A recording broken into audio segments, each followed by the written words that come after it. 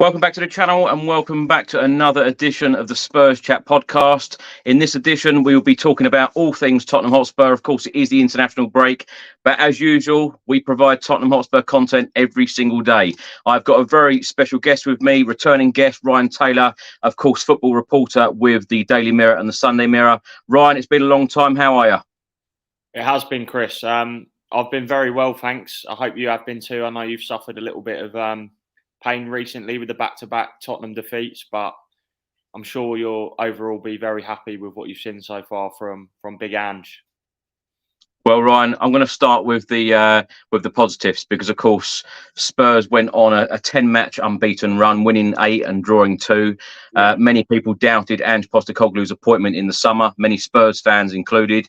What have you made of the appointment of Ange Postecoglou? What have you made of Tottenham's opening 12 games? I know, of course, you've mentioned there it has been a pretty dismal week for us, of course, injuries, suspensions and so on. But what have you made of Ange Postecoglou and Spurs so far? Well, I think anyone who hasn't viewed his start as, incredibly fascinating and successful would be, stupid, really, because ultimately it's been a far cry from some of the dross that was served up last season under Antonio Conte. I was always a fan of the Postecoglou appointment, and I know the narrative changes really quickly, but actually, if you cast your mind back to when Spurs were sort of looking for a new manager, he wasn't a unanimously popular pick, and he was actually quite far down Spurs' shortlist. But the reason I liked it from the get-go was a few reasons, which, it will seem like I'm stating the obvious now, but at the time there wasn't so many Tottenham fans that had sort of totally bought into Postecoglou. But he has a clear football vision and how he wants to play football. The football is an attractive brand of football. It's not like Conte and Mourinho's where, a lot of the time Spurs were asked to defend for large periods of the game and counter-attack. It's possession-based. And he's got good, strong sort of values and managerial qualities in the sense that, from a manager, I want someone who has authority and leadership. Again, as I go back to Conte, that wasn't reflected at times during his tenure, but Postecoglou is a strong figure with authority. And I really thought it was a chance just to wipe the slate clean and let him build from scratch. And I think my initial tweet said something, let him build and show patience. But obviously, he completely threw that out the window in the sense he hit the ground running incredibly well. Even after losing Harry Kane, which, is admirable in itself. And, if I was a Spurs fan, which I'm not for the record, I would be very, very, I think it's important to be in love with what you're watching and be excited for every game. And that just wasn't the case and hasn't been the case for the past few seasons. There's been spells, but I think now, genuinely, Spurs fans will really look forward to every game they play. And I think that's a compliment to Postecoglou.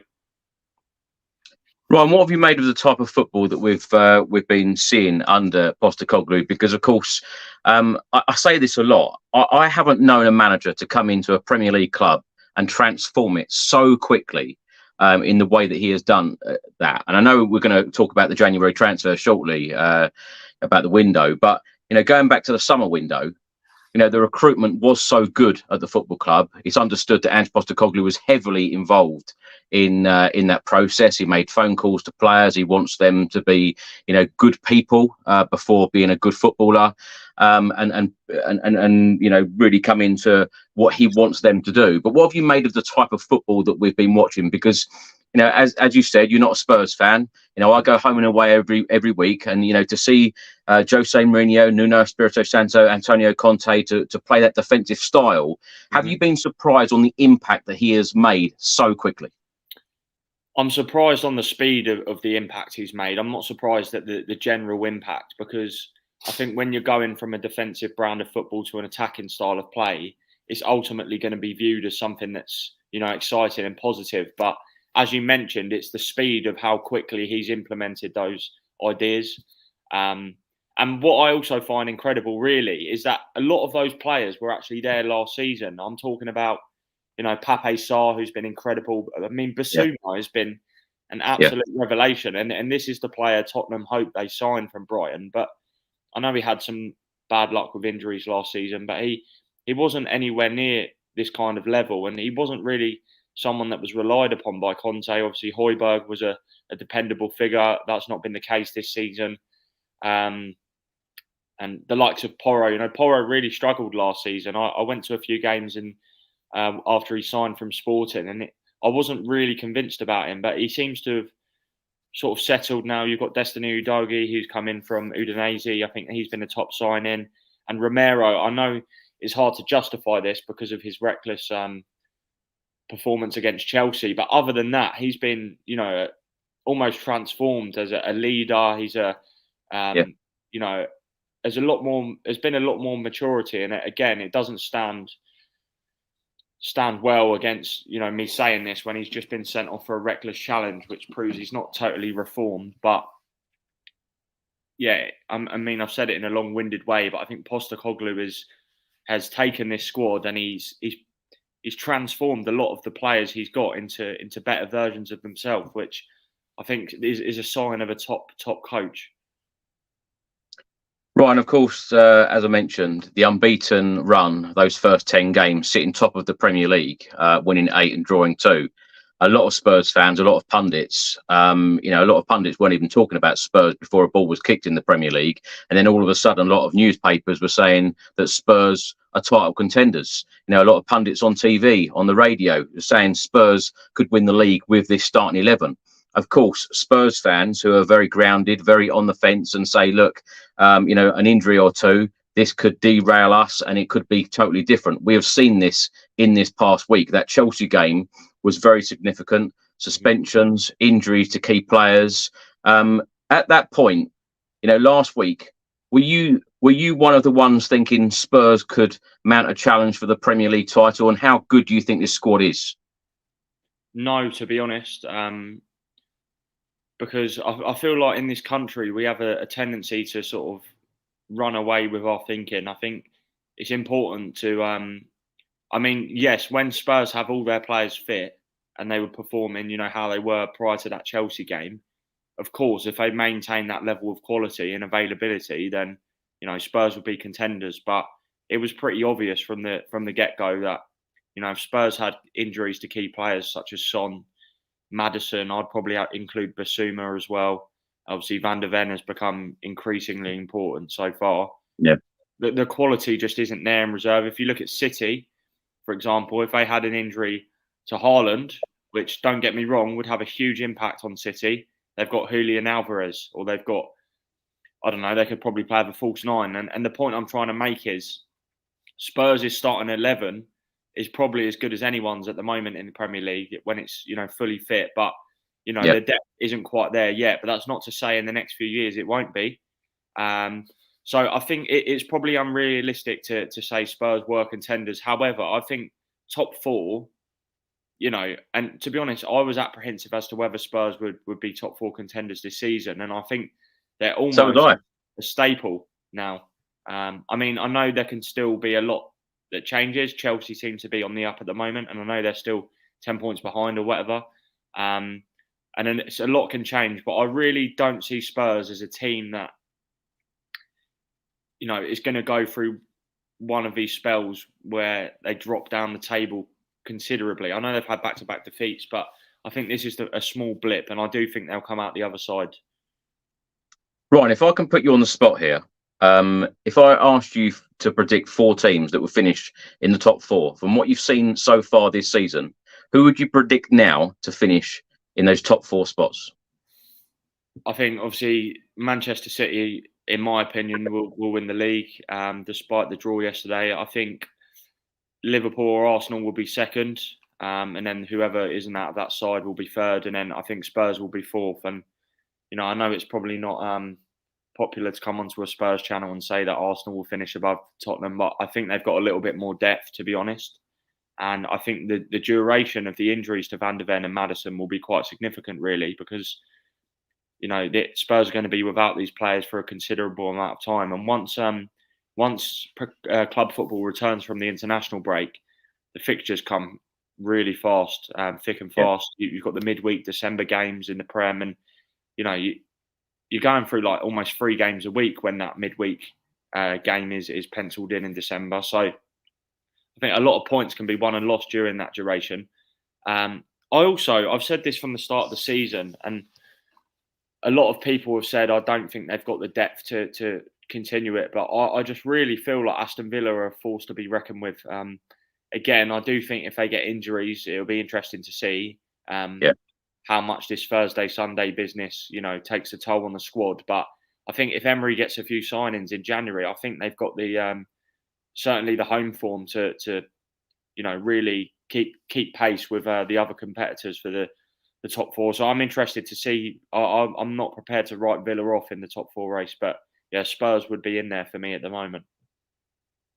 Yeah, I completely agree, Ryan. I think Aston Villa have been excellent so far under Emery, and of course that is our next Premier League game in 13 days' time at the Tottenham Hotspur Stadium. Now, the wins so far that Spurs have had in the Premier League against Manchester United, Bournemouth, Burnley, Sheffield United, Liverpool, Luton, Fulham, Crystal Palace, and the draws against Brentford and Arsenal.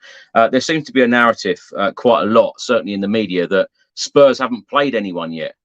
Do you agree with that, or do you think that Spurs played well in these games, deserve the wins, deserve the results, and can go on? I know obviously you've just said that Spurs, may get in that top four, which I think would be a hugely successful season under Postecoglou in his first season. But what have you made of the teams that we've played so far? To be honest, I never really read too much into that. I think something I would say is, we'll see how good Spurs are and any other side are when they play against the top teams in the away fixtures. Really, I think you've got to beat a lot of the top sides at home. And generally, when Spurs have been up there in the Champions League, in Champions League contention over the years, I think they've got a really good home record against some of the big sides. But going back to your point, I don't think there is any game in the Premier League that is an easy game. I mean, two examples from a Spurs perspective. Luton away, which obviously you had 10 men for the second half, but 1-0. And Sheffield United, Spurs only won by the skin of their teeth. And you'd say those two teams are two of the, guaranteed wins almost in the Premier League. So I don't think there's any easy fixtures. However, what I would say is I think we'll see how good Spurs really are when they, play the likes of City away. And I still think that's the same with Liverpool at the moment and Arsenal. Because if Liverpool, for instance, have to go to City away and after the international break, and everyone's saying, "Oh, Liverpool are doing so well," they're title contenders. But I think I struggle to see Liverpool winning at the Etihad or getting a result, which to me suggests they're not quite on City's level at the moment. However, we've seen this season there's been so many unpredictable results, so you can't really, until we see what happens, you can't say anything's guaranteed at the moment. Right, and what have you made of Tottenham in the last week? Because, of course, we were flying high. The Tottenham Hotspur Stadium, I tell you what, has been like a party atmosphere. Even Andrew's turned around and said that it's been like a nightclub, in the dressing room, in the stadium. It really has been awesome in the last couple of months since Postecoglou has arrived. The results and the atmosphere and the fans have just been on such a high. But, of course, we have had two defeats this week, which the mood seems to be pretty low at the moment. The fans were, as I say, on such a high, and now it just seems like, back down to reality. Two defeats. What did you make of the Chelsea defeat on Monday evening, and of course the Wolves game on Saturday? Well, we'll start with Chelsea, and I have to say, I'm of the opinion that I found it completely ridiculous to see Spurs defending on the halfway line with 9 men.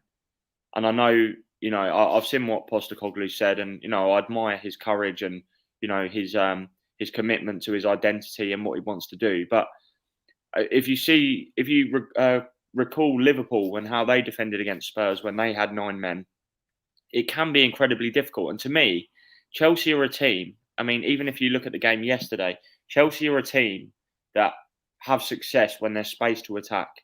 When they can get in behind, when they can get the likes of Sterling and Jackson.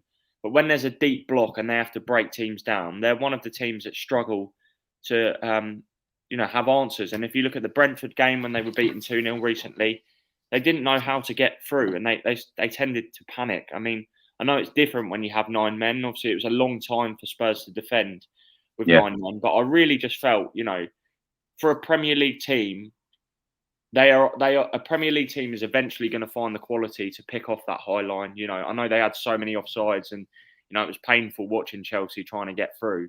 But I really just felt like Tottenham almost threw the game at that point, because it was obvious Chelsea were going to beat that offside trap at one point.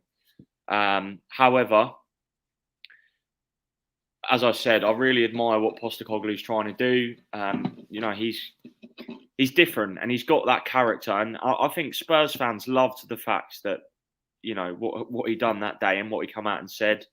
So there's no problems there. And in terms of the Wolves game, I mean, I didn't see it because I was driving to Bournemouth on Saturday, but I was listening on the radio, and it really sounded to me, even until up to stoppage time, that I think it was Sam Matterface said, it feels like Wolves have conceded that they're not going to score today. And to me, that sounded like Spurs were comfortable. I mean, I know things can change in the Premier League, but I was actually thinking as I was driving, Spurs, if they win this 1-0, that is what a result that is, considering, they've lost Van de Ven and Maddison.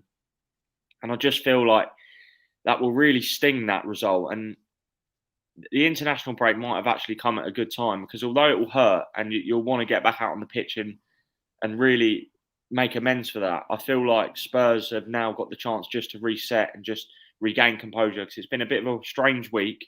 Yeah. I don't feel like, from what I've seen on Match of the Day, that Spurs really, threw that game away. I feel like Wolves just found a level that was really hard to stop them at the time. I don't feel like Spurs threw it away. I think Wolves just seized the initiative at the time.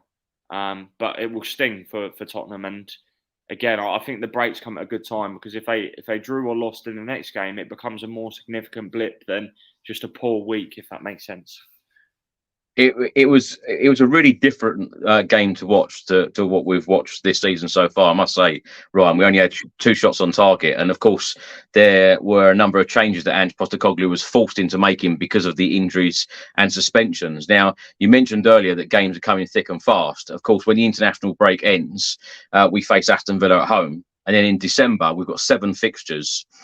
City away, West Ham at home, Newcastle at home, Forest away, Everton at home, Brighton away, and Bournemouth at home. Now, Spurs so far this season, because we got knocked out of the Carabao Cup so early at the end of August in the second round, we used to playing 1 game a week. How on earth do you think that Spurs going to cope, Postecoglou is going to cope with games coming thick and fast like this? And when you think as well that the Aston Villa game, the City game away, we were without Christian Romero, all of these games are going to be without Maddison and Van de Ven. Basuma is also suspended for the Aston Villa home game, I might add. How do you think we're going to cope with that hectic schedule in December? I think Spurs will probably, given what you've been used to in the opening months of the season, I think it could take a turn for the worse, unfortunately. But that's not to say it's not going to get better in the new year. I think the transfer window is going to be significant for Tottenham. I know we're going to come on to that, but I feel like Spurs will be incredibly active, and I think this is a chance for them to finally, after several years of struggles and a lack of progress, I think this is the best position Spurs have been in for a long time. So I think Spurs will look to build on that. Obviously, there is still a lot of cash left from the Harry Kane transfer. I think Brennan Johnson was the only player that was signed since Kane joined Bayern Munich. So I feel like there's enough cash there to make a couple more quality additions. Spurs have just got to see it through till January, and it's going to be tough because Van de Ven and Maddison are 2 players that are actually quite hard to replace in terms of their profile within the squad. And it's going to take a lot of character to pull results out of the bag against these teams such as Villa and City, when Spurs are going through a little bit of a rough patch at the moment. So I do think Spurs might struggle, but I still think they've got enough to remain in the top 4 mix. And ultimately, that's the primary objective. I think if you said at the start of the season, Spurs will get back in the Champions League, given there's 7 teams now, strong competitors, I think Spurs would have snapped your hand off for that. So I think although you can allow yourself to get carried away and dream when you're sitting at the top of the table after 10 matches, I feel like Spurs fans probably need to be realistic at the moment and, realise that top 4 is the main goal. Ryan, I'm a lot older now. I'm more grounded. I used to get so carried away by these things, but not anymore. I've seen so many things go wrong. Of course, you report on football every single day. You watch so many games. Is it fair to say that James Maddison, signing of the summer? I'd have to probably look at all the transfers, Chris, but he's certainly up there. I mean, I tweeted something just a few games into the season. I mean, I've always loved Maddison. I know there's certain people that are not keen on Maddison as not just a player, but his all-round sort of personality. Who? Pardon? Who's not keen on him? My dad being one. I have to tell him off sometimes, but as a player, I really appreciate Maddison, and I know he's got this level of arrogance, but I think it's all part of his repertoire. But the point I'm trying to make is I knew that whoever signed Maddison from Leicester, he was going to hit that next level because he's got so much quality and his efficiency, his final ball, his numbers, he's a runner. He's such an intelligent player. And I think that was a great piece of business from Spurs, particularly with Harry Winks going the other way for 10 million. I mean, I do think, Leicester are flying, so it's not really been an issue, but I do think they were really on the receiving end of a poor deal there. I know it was a separate transfer, but Spurs effectively got Maddison for 30 million, which is a steal. Yeah. Ryan, what other Tottenham Hotspur players have impressed you so far this season, and who do you think that Ange Postecoglou can get that little bit more out of and improve? I would say one player in particular that's impressed me, that's gone under the radar really, is Brennan Johnson. I mean, the last two games, he scored against Chelsea when it was offside. No, he put the ball in for Son. Sorry. Put the ball in for Son, then he scored against Wolves. And I'll be honest, when Spurs signed Johnson, I wasn't sure that he was the right fit for what Tottenham are trying to do. Particularly given he's probably best out wide right, where Kulusevski plays. And I know he can play in multiple positions, but I was a little bit unsure. I love him as a player, great age, only going to get better. But actually, I've seen in the past few matches and at Arsenal as well, in the 2-2 draw at Arsenal, that Johnson is, I think he could be a top player for Tottenham. I think that's a great signing. In terms of other players, the obvious ones, Vicario, Van der Ven, Maddison we've touched upon, Udogie. I think, all the signings have been really good. But I'd say Pape Sarr as well. I think, given his age, he's a monster really in terms of what he's doing at Spurs at the moment, in terms of, breaking up the play. He's a ball carrier. I think he'll be missed in January alongside Basuma when he goes to AFCON. And I think that's a great signing from Spurs because it's one of those transfers that when it happens, you think, he's probably not even going to play for us before we sell him to, back to France for a couple million, and we'll probably lose money on him. But, actually, I think he's got a big future at Spurs and in the Premier League. So I think that is turning out to be a great piece of business from Tottenham. I think it's fair to say as well that Heung-min Son's been on fire with the amount of goals he scored in the Premier League. Do you think he's got a chance at the Golden Boot with the amount of chances that Spurs create in this side? I don't know, because obviously Haaland is just... he spoils everyone's fun, really, because he takes the shine off the likes of Salah and Son. Because, even Salah's having an incredible season again, but because Haaland obviously keeps sticking the ball in the back of the net, I don't think they quite get the praise they deserve. I think the Burnley game was because when Kane went to Bayern Munich, I was of the opinion that Spurs were, in deep trouble now. But actually, that Burnley game, I remember seeing just Son's quality through the middle. And there's been so many times that when Kane's had his various ankle injuries and hamstring injuries, when Spurs had Son and Moura through the middle, certainly in those Champions League games that, years ago now, they were always so dangerous, particularly Son. He's such an elite finisher with both feet. He runs in behind, his movement. And actually, I think Kane going in a weird way has actually, been beneficial to Tottenham's evolution, really, which seems crazy to say because don't get me wrong, love Kane, think he's an absolutely world-class operator. But I think just that unpredictability now of Spurs' attack, which has got dynamism with Son's runs, I think, it's really benefited Spurs. And if Son can stay injury-free, I can see him hitting 25 goals in the Prem, which would be an awesome return, really. Yeah, absolutely. Ryan, you mentioned Brennan Johnson earlier. Of course, he's replaced Richarlison in the team. He's currently out injured, just had surgery, expected to be back middle of December. Are you a Richarlison fan? Do you think he's going to be a huge hit at Spurs in the future? Because reports today from various national newspapers stating that there is interest, and we have heard this before, interest from the Saudi League on Richarlison. Do you think that somehow it's going to turn around for him at Spurs and he will be successful? I don't. I think I've touched upon this before with you, Chris. I think Richarlison was a little bit of a strange signing from Spurs because I don't know really. It's strange. I mean, his numbers at Everton were good, but I think he was largely most effective sort of playing with Calvert-Lewin. And I know he has come from the left at Everton for a large part of his time there, but he just doesn't really seem to fit Tottenham stylistically. I think a lot of Tottenham's players in their final third are sort of slick players with great technical quality that can move the ball at speed, they can run in behind. And Richarlison's a little bit clunky. That's the word I'm going to use because although he's effective at times, he's a great header of the ball and he's strong.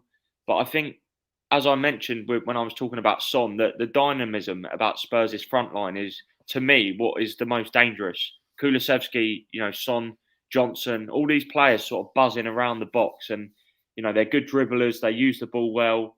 Richarlison doesn't quite fit into that. And I think he really struggled when he had that spell in the side as a centre forward before Son came in. And on the left, to be fair, he's been a lot better than I thought. He was really good against Liverpool. And he's had a couple of good games, but I just don't see it working out long term. I really found Richarlison an uncomfortable fit. I think it's not through the want of trying because everyone wants it to work. I think Richarlison's worked hard. Postecoglou's given him a fair run of games and, even when he's not played particularly well, but I just don't really see it quite working out. But I might be proven wrong because ultimately Ange is still seeing something in him. But it just seems not quite a natural fit, in my opinion. Can I ask then, if Spurs got a decent offer in the January transfer window, do you think they may let him go? I mean, I'm not sure how realistic that is, to be honest, but I think there's so many multiple factors that are involved in the transfer. What Postecoglou thinks of him, what the club think of him, whether Richarlison wants to stay, what kind of money we're talking, what kind of offer it is, whether it's to stay in Europe or go to Saudi Arabia. But I think if Spurs got the chance to make most of their money back on him, I think they probably would consider it, because I think probably for that kind of cash, they could probably sign a player that would be, more effective in their team. Right, let's move on to talk about Christian Romero. You mentioned, or you said the word reckless in his challenge against Chelsea. 60 Premier League appearances for Spurs. He's received 18 yellow cards, an average of a yellow card every 3.33 games. 75 appearances for Tottenham in all competitions, 4 red cards, an average of a red card every 18 games.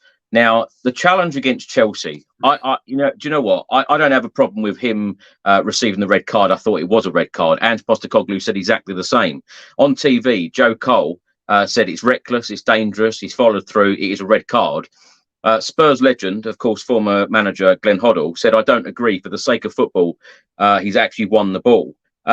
Where do you sit on it? Do you think that was a red card? And how do you think that Romero can change his game in that way? Because he is now a vice captain. He has really been a leader on the pitch this season. In those opening 10 games, it's very disappointing to see 2 of your players, against one of your London rivals. Yes, you want aggression in the game, but to see 2 players get a red card, and then of course Romero now being suspended for 3 games in total, it is frustrating because we need someone like that on the pitch. How does he somehow delete this recklessness from his game? I don't think he's ever going to quite lose that kind of edge because it's part of what makes him great. His mentality. He's a natural defender who loves defending. He loves to tackle, strong in the air, and he's a South American, and South Americans are sort of renowned for being those passionate, fiery characters. So I don't think you can necessarily take it out of him, by manufacturing that and coaching it out of him. I just think he needs to be smarter, and I think he needs to learn how to control those sort of emotions. Because going back to the tackle, I thought it was a red card, and yes, he did absolutely win the ball before, but he knows what he's doing when he's following through. And there's been a lot of tackles like that in the Premier League in recent years that people say, oh, he's won the ball first, he can't move his foot after. But I think Romero knows exactly what he's doing there. And, maybe 5 years ago, you would have got away with that challenge. And certainly, in 30 years ago or whatever, it would be perceived as a great challenge and lauded. But I think the game's changed now with VAR. Obviously, everything's under the microscope. And to say, how can Romero change? Well, the truth is, Chris, he has changed this season other than that game. Because if you take that out, I think Romero's actually been a composed, calm figure that, Spurs fans have wanted for a long time. And I was really sort of pounced upon by Spurs fans at the end of last season. I think it was after the AC Milan game when I criticised Romero and his sort of, the fact he's a loose cannon, and just the fact that I hadn't really seen, the player that Spurs fans seem to, claim that they have. I don't know if that makes sense, but, when he was signed, it was a really exciting signing for Tottenham, and he hasn't really lived up to expectations just yet. But then he played at the World Cup with Argentina and was absolutely incredible, won the competition. But he just seemed to be so reckless when he was, playing for Tottenham. So I think we have seen a maturity this season. I think he just got caught up in the emotion of the Chelsea game, which was, of course, a derby.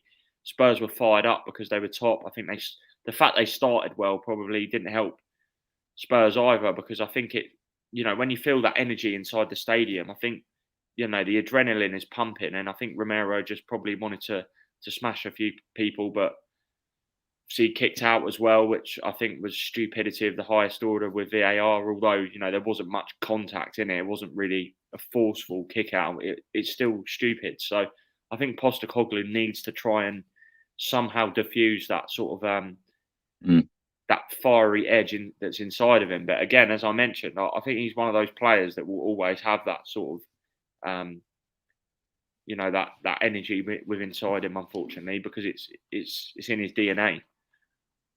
Well, Messi said he's the best defender in the world, so who's going to argue with him? Yeah. Ryan, one of your tweets yesterday that I looked at, farcical again, VAR.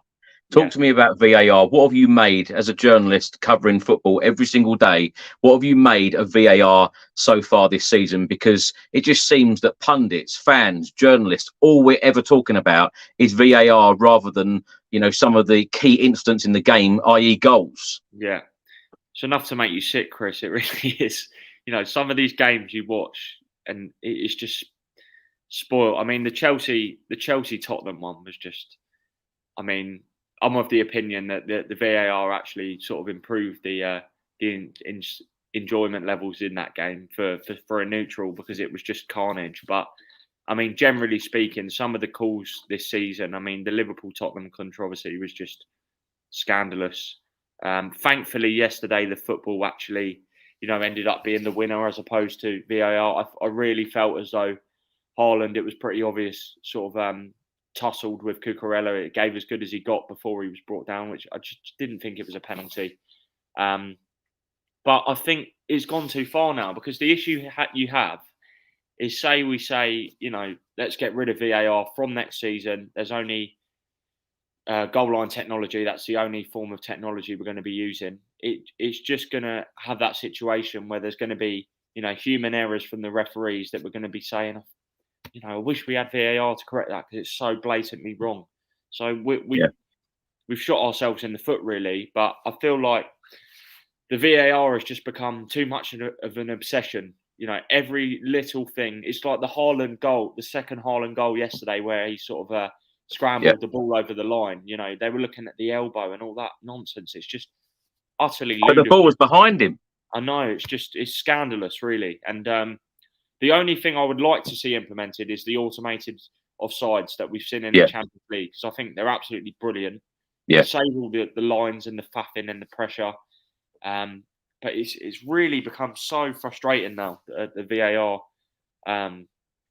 situation, it's just become utterly ridiculous. And I really hope things improve because, as you mentioned, I mean, I'm a fan as opposed to a journalist, in general. But as a journalist, it makes your job so difficult because when you're inside that stadium, you really don't have a clue at times what's going on. And it's not often, it's not a guarantee that the little screen you have on your press desk is working. I've had a few times this season where I've been sat at a desk where the monitor on my desk doesn't work. So, it's anyone's guess when you don't get to see replays. So you have to rely on social media and, BBC live blogs to actually understand what's happening. So it can be such a challenge, but I don't know what the solution is, honestly.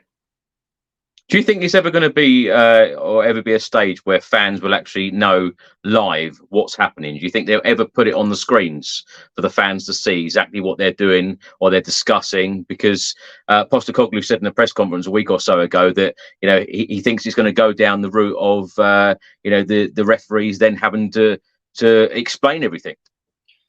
Yeah, I really liked what Ange said about when he was younger, referees were like policemen and you were scared of them because there was that authority. And, ultimately, when I played football as a kid, I'm not too old, I'm 26, but, when I was playing youth football, I felt the same.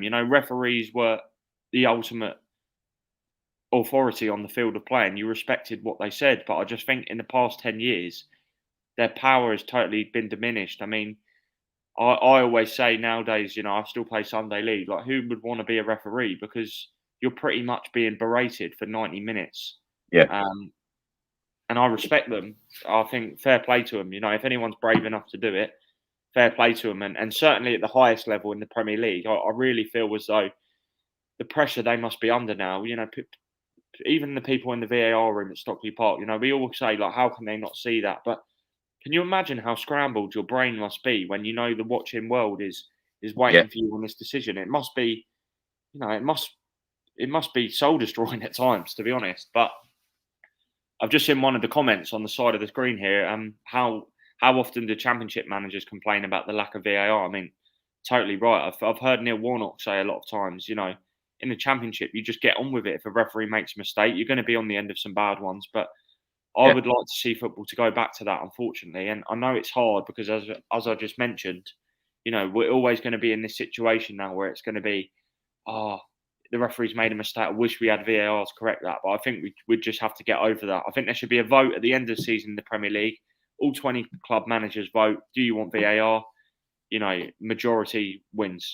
And I think everyone would vote no VAR. I really do. Wow. That'd be interesting. Ryan, just before we come on to the transfer window, just very quickly, I wanted to ask your opinion because there were a record 14 sackings last season in the Premier League. We're now in November. No Premier League manager has been sacked. Who's going to be the first? Oh, you throw me under pressure there. A lot of the managers seem to have sort of bought themselves some time. I'm talking about Ten Hag, Paul Heckingbottom, Iraola as well. I would say a couple of weeks ago, it looked like we were days away from our first sacking, but it's hard to say. I think it sounds crazy, but I think Vincent Kompany maybe, which sounds incredible because obviously he done such an amazing job last season. Yeah, but I don't think this can go on. I think, when Luton and Sheffield United are picking up points, I think Burnley really have to sort of look at that and scrutinise what they're doing this season. I think they started the season quite well. I think some of their performances were decent, but I think Burnley are the sort of club that roll the dice when, they could bring in someone like a Big Sam just to try and get him up, which would be a shame because Kompany's stock was so high last summer. He was linked with Tottenham and Chelsea, but it's not quite clicking. I don't think they can play this expansive style of football in the Premier League. Yeah, we've seen that so often. Clubs want to stick by their manager, but of course, as it gets closer to the end of the season, they want to stay in the Premier League. That is the main thing. Yeah. Ryan, let's talk about the transfer window. The January window now is only 48 days away. As I mentioned earlier, and it's very evident that Spurs had a fantastic window in the summer. Yeah. Are we going to have a fantastic January transfer window, in your opinion? Because, of course, scouts have changed at the football club. Director of football has changed. Lots of backroom staff has changed at the football club. You know, that's the great thing about Tottenham since Ange Postecoglou has arrived, that every single week something has improved. Yeah. Who are the targets? What are the positions that Spurs will be going after? I'm going to throw some names at you as well. Recent reports, I've seen that Spurs are interested in Trevor Chalobah of Chelsea, Lloyd Kelly of Bournemouth. Of course, he was a name on the list in the summer. Victor Nelson, I see all the time. Galatasaray, he's not signing a new contract. Anyone else? There's a few, Chris, and I think the mentions of Trevor Chalobah and Lloyd Kelly were important because I think Spurs would like to sign another homegrown player. Obviously, there is a quota nowadays that you need at least 8 homegrown players in your squad. And the reason I say that is because actually last summer, if you look at Spurs' squad, they were running quite low on homegrown players. So it is an important asset for them. And Japhet Tanganga is a player that, eventually will leave the club. So I think Spurs need to look at maybe an Englishman, but the name, another name that you haven't mentioned is Mark Gahey. I think he is, from what I understand, he is one of the leading centre-back targets. I mean, it's pretty obvious that Palace are not going to give him up without, demanding an excessive fee. However, he's really appreciated by Spurs. Obviously, Johan Lange has come in now, but I think Gahey's a player that's been tracked by Tottenham for some time. He was really appreciated by Paratici. He was, of course, still involved with the club on a consultancy basis, I believe. So a lot of their targets are being carried over from, previous windows, particularly the summer when Ange wanted to bring in a second centre-back. See, Davinson Sanchez went to Galatasaray and they didn't quite get the time to bring in a replacement. But I think that will be amended in January. The other names, Edmund Tapsoba, who was, of course, looked at in the summer as well. Problem they've got is Bayer Leverkusen are flying at the top of the league at the moment in Germany. So, not going to be interested really in a mid-season sale. Piero Hincapié as well was another player that's been scouted by Spurs. I've talked about him on here before. Left-sided defender, again, of Bayer Leverkusen. And the other one there was concrete interest in was Per Schurz of Torino, but he suffered an ACL injury at the end of October, which is going to sideline him for quite some time. So I think obviously the landscape shifted on that one. I do also expect Spurs to look at a midfielder. I think obviously Pierre-Emile Højbjerg's future will be up for debate. He was attracting interest from Atletico Madrid, Fulham and Manchester United in the summer, but Juventus are looking at him now. Atletico still like him. And, with the Euros coming up with Denmark, he'll want to play regularly. But the interesting factor, which I have written about in the past few weeks, is obviously Spurs lose Basuma and Sarr in January to AFCON. So I'm not sure whether Spurs will be totally all for losing Højbjerg unless they get a suitable replacement in. But I expect Spurs to be very active in January. As I said, I'm not sure how much financial muscle they have, but I still think this is an area where there could be movement. Obviously, Dyer's a player that's in the final 6 months of his contract. I actually expect him to stay because I think he wants to see out his deal until the summer and then sign a pre-contract agreement elsewhere so he can earn a bigger salary. So it's going to be interesting to see what happens. But I think Spurs' forward line is probably where I'd expect to see. I don't expect to see huge movement there. But then again, Kane did go. So I don't know whether Spurs might actually look to go big on a striker like Ivan Toney. But I think personally that the centre-back and central midfield will be the two areas of priority, really. Ryan, every chairman always says that it's very difficult to get deals done in the January window. You've said that you expect good business from Spurs this window. How many players are we talking, do you reckon? It's hard to say at the moment, Chris, because I think, only those inside the club really know, how much money they've got, what exactly they need and require, what players they're looking to move on so they can bring in new players. So there's multiple factors in play.